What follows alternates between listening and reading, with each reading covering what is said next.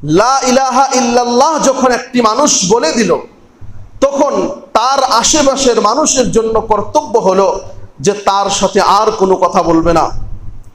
আবার যদি কোনো কথা বলে ফেলে তাহলে যেন তার শেষ কথাটি লা ইলাহা ইল্লাল্লাহ হয়।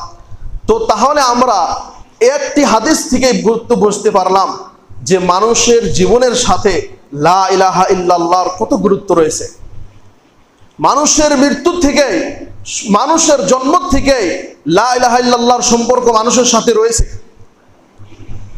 এখন আমি আপনি বলবো যে মানুষ যখন জন্মগ্রহণ করে তখন তো মানুষ লা ইলাহা ইল্লাল্লাহ বলে না। এটি আমি আপনি ভাবতে পারি যে মানুষ যখন জন্মগ্রহণ করে তখন সে লা ইলাহা ইল্লাল্লাহ বলে না। আল্লাহ রাসূল সাল্লাল্লাহু আলাইহি ওয়াসাল্লাম থেকে স্পষ্টভাবে হাদিস রয়েছে, কুল্লু মাউলুদিন ইউলাদু আলাল ফিতরা ফাআবাওয়াহু ইউহাফিদানিহি আও ইউনাসসিরানিহি আও ইউমাজ্জিসানিহি, যে প্রত্যেকটি শিশু ফিতরতের উপর, ইসলামের উপর জন্মগ্রহণ করে, সে যেই ধর্মেরই হোক না কেন, প্রত্যেকটি শিশু ইসলামের উপর জন্মগ্রহণ করে, তার বাবা মা তাকে ইহুদি বানিয়ে দেয়, নাসারা বানিয়ে দেয়, বা তার বাবা মা যেই ধর্মের অনুসারী সেই ধর্ম অবলম্বী বানিয়ে দেয় সেই শিশুটিকে। তো একজন শিশু যখন জন্মগ্রহণ করে তার ভিতরে শুরু থেকেই লা ইলাহা ইল্লাল্লাহ, আল্লাহ রাব্বুল আলামিন আগে থেকে এটি তার ভিতরে ফিট করে দেয় যে সেই শিশুটি লা ইলাহা ইল্লাল্লাহ নিয়ে জন্মগ্রহণ করবে। সম্মানিত উপস্থিতি, লা ইলাহা ইল্লাল্লাহ একটি গুরুত্বপূর্ণ বস্তু। এই লা ইলাহা ইল্লাল্লাহ ছাড়া কোনো মানুষ জান্নাতে প্রবেশ করতে পারবে না। কোনো মানুষের যদি লা ইলাহা ইল্লাল্লাহর মধ্যে ত্রুটি এসে যায় বা লা ইলাহা ইল্লাল্লাহ যদি কেটে যায়, সেই মানুষটি জান্নাতে কোশ্চিন কালেও প্রবেশ করতে পারবে না। সম্মানিত উপস্থিতি, একদা আবু যার গিফারি রাদিয়াল্লাহু তাআলা আনহু আল্লাহ রাসূল সাল্লাল্লাহু আলাইহি ওয়াসাল্লামের নিকটে আসলেন। দেখলেন আল্লাহ রাসূল সাল্লাল্লাহু আলাইহি ওয়াসাল্লাম শুয়ে আছেন। তারপর আবু যার গিফারি রাদিয়াল্লাহু তাআলা আনহু চলে গেলেন, আবার ফিরে আসলেন, দেখলেন আবার শুয়ে আছে। আল্লাহ রাসূল সাল্লাল্লাহু আলাইহি ওয়াসাল্লামের মুখের উপর একটি চাদর ছিল। তারপর চলে গেলেন, আবার আসলেন, দেখলেন আল্লাহ রাসূল সাল্লাল্লাহু আলাইহি ওয়াসাল্লাম জেগে গিয়েছে।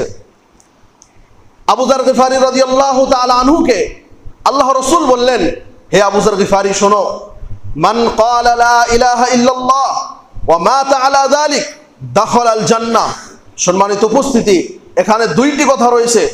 মান ক্বালা লা ইলাহা ইল্লাল্লাহ, যেই ব্যক্তি লা ইলাহা ইল্লাল্লাহ বলল, শুধু লা ইলাহা ইল্লাল্লাহ মুখে বলা যথেষ্ট নয়।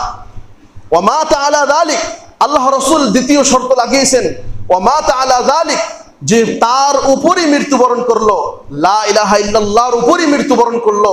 এবং লা ইলাহা ইল্লাল্লাহর উপরে কিভাবে মৃত্যুবরণ করবে এটি আমরা আগে বলবো।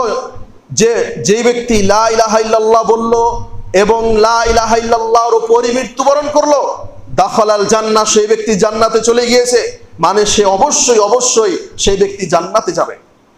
আবু যার গিফারি রাদিয়াল্লাহু তাআলা আনহু জিজ্ঞেস করলেন, ওয়া ইন জানা ওয়া ইন সারাক, সেই ব্যক্তি যদি জিনা করে থাকে, সেই ব্যক্তি যদি চুরি করে থাকে, আল্লাহ রাসূল বললেন তাও জান্নাতে যাবে।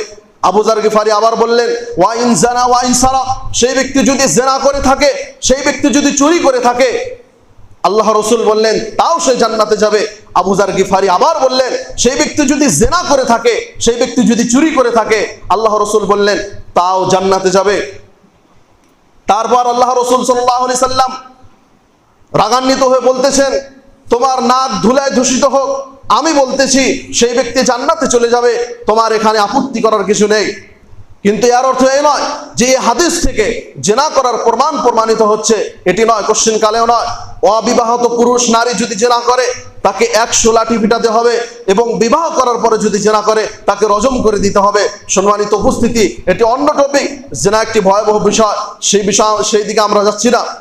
আমরা বলছি লা ইলাহা ইল্লাল্লাহ একটি গুরুত্বপূর্ণ বস্তু।